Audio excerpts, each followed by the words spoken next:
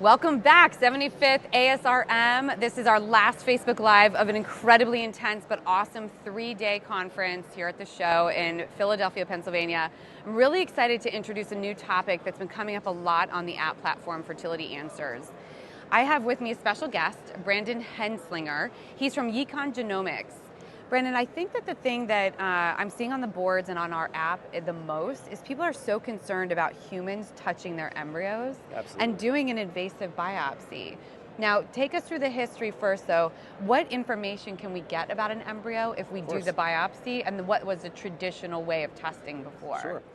So the purpose of the biopsy, the whole purpose of it is so that you can look at the health of an embryo.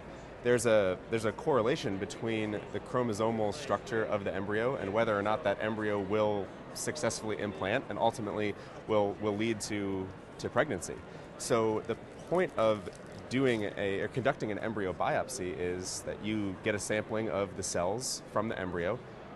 Through genetic sequencing, you can analyze the chromosomal structure of the embryo and determine which of your embryos are healthy, and gives the physicians the ability to choose the proper embryos to transfer to you so that you have a higher chance of conceiving.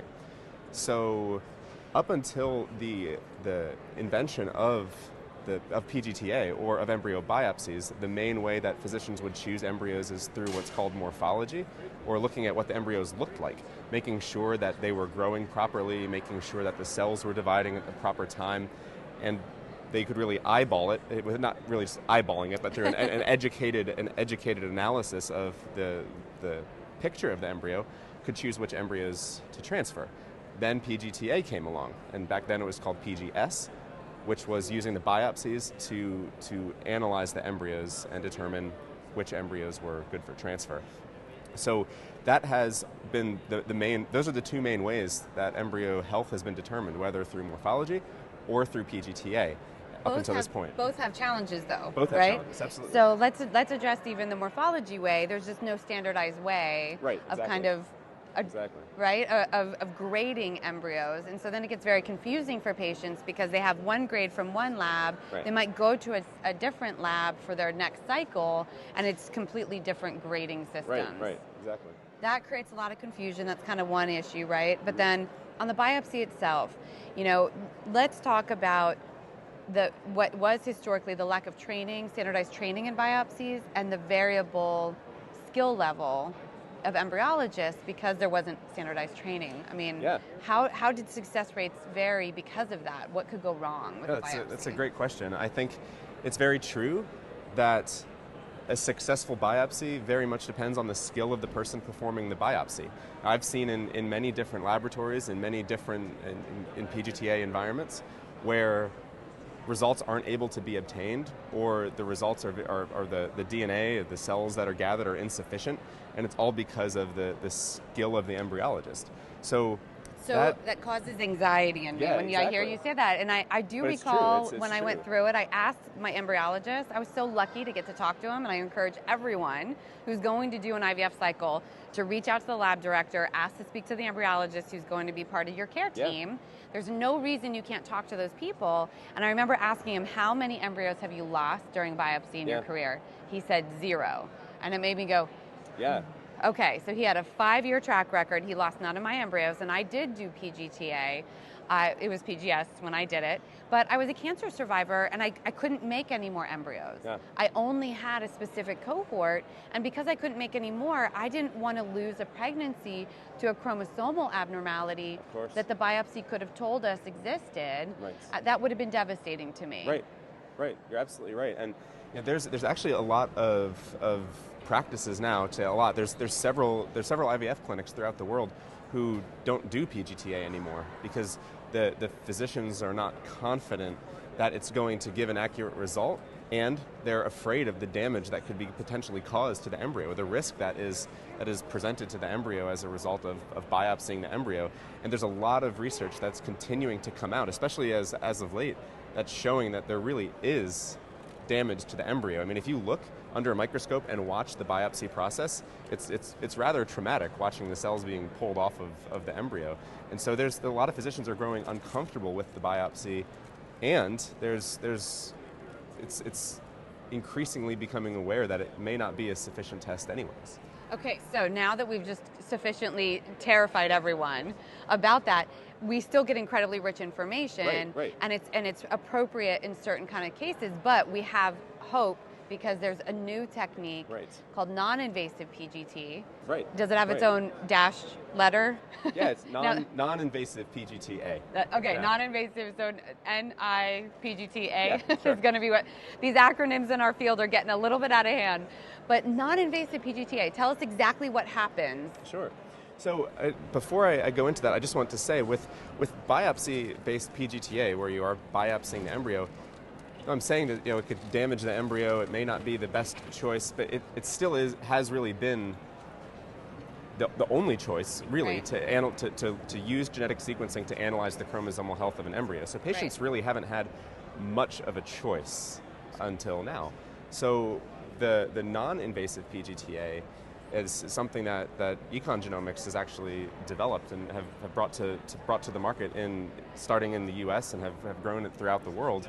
So what it's amazing, and what it does is it actually uses DNA that's present in the culture media, where if you don't know what I mean by culture media, your embryos are grown in a culture media, and so it's like a small dish. Like if you think of high school biology, where you would use the agar to do an experiment, same concept.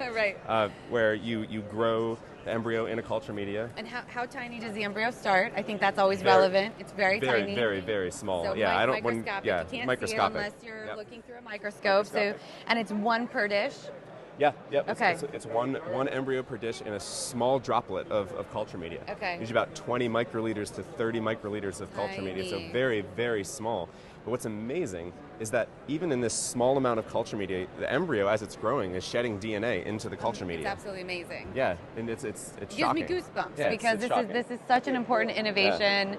I certainly would have preferred it for mine. And tell us, all the DNA is the same as what you were getting from biopsy? Yeah, it's fascinating. So what we've discovered at Econ Genomics, and what the whole point of us developing this technology is that the DNA in the culture media is actually shown to be representative of the whole embryo. Wow. So when you pull off biopsies and you're taking the biopsies from the embryo, those cells are not necessarily representative of the whole embryo due to what's called mosaicism. So if you think about in art class, another high school illustration, if you think about in art class and you'd make a mosaic picture where you'd have little pieces of glass that look nothing alike, but when you put it together, it can create a picture. That same type of concept can be present in an embryo, where though the cells make up the whole embryo, there may be some cells that are completely different than the rest of the embryo. And there's a chance that the cells that you're biopsying are actually different than the rest of the embryo. Got it. So it's not always the case that the cells when you biopsy cells, that it's actually representative of the whole embryo, because it's just a few cells. I think patients really are understanding that, and I've seen a lot of frustrated patients who feel very sad that they discarded embryos that maybe didn't need to be discarded. Right, and so what we're addressing with the non-invasive PGT-A is the DNA in the culture media is actually has been shown to be representative of the entire embryo. Wow. So when you're getting your results, and we deliver a result that says it's a healthy embryo, you can be 100% confident that it is a healthy embryo, because we're analyzing DNA from the entire embryo. And incredible. So it's not only a safer way to do PGT-A, but it's also a more accurate way of doing PGT-A. That's incredible. How big of a study did you guys have to do to even bring it to market? So we launched this technology. We've been performing the non-invasive technology, and at Econ we call it NICS, non-invasive chromosome screening. So I'll just use that, and it's easier to say it. Yeah. So I don't have to keep saying non-invasive PGT-A. So we've actually been offering NICS in China for 4 years. Wow. We've had our first NICS baby was born in 2016. The president of China actually came to see it. Oh my gosh, amazing. that's amazing. Very cool. Very high profile. So the first NICS baby was born. We have been performing the test in China now, like I said, for 4 years. We've done over 10,000 cases. That's amazing. So we've actually used the data from those 10,000 embryos to create an AI system as well. So our reporting is actually powered by an artificial intelligence algorithm that compares the results to the correlation data that we've had from over 10,000 cases.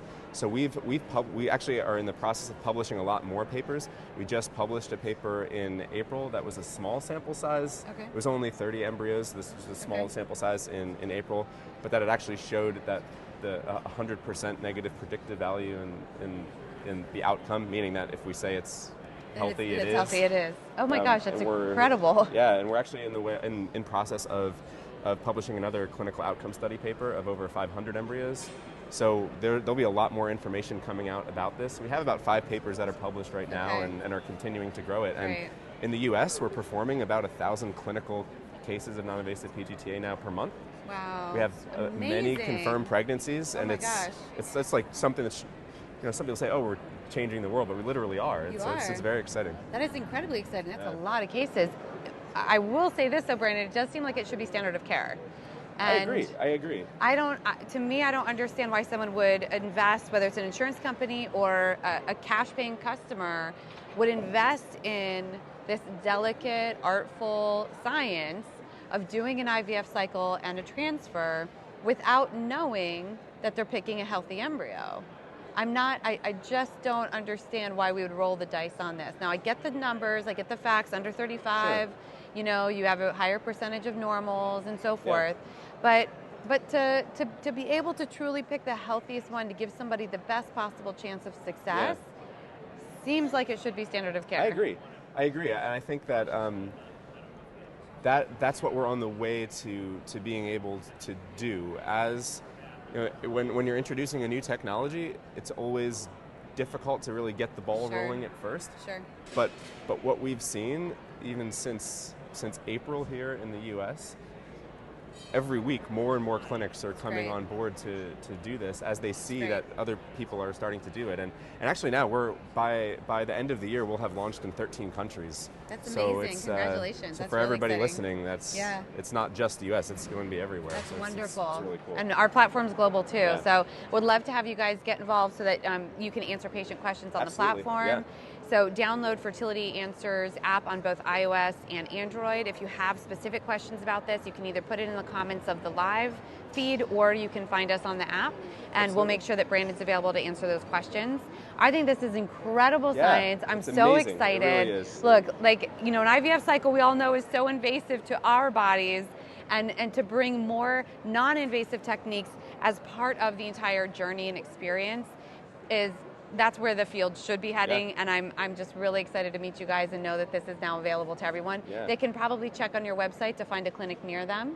Yeah, if you just go on to econgenomics.com or send an email to info@econgenomics, I can actually respond directly to it. I'm happy to help anybody who needs help. And great. What you guys are doing is amazing. This is a really cool solution. So. Yeah, thank you. So, together, let's change the world. Absolutely. Help 1 million healthy babies come into the world. That's what we're up to. Perfect. All right. Well, thanks so much. That's our last Facebook Live from this incredible show. Thank you, ASRM, for 75 years of great work and great service. And thank you to all the new providers that came on board on the platform. And we're just really looking forward to serving the community. Thanks for having me.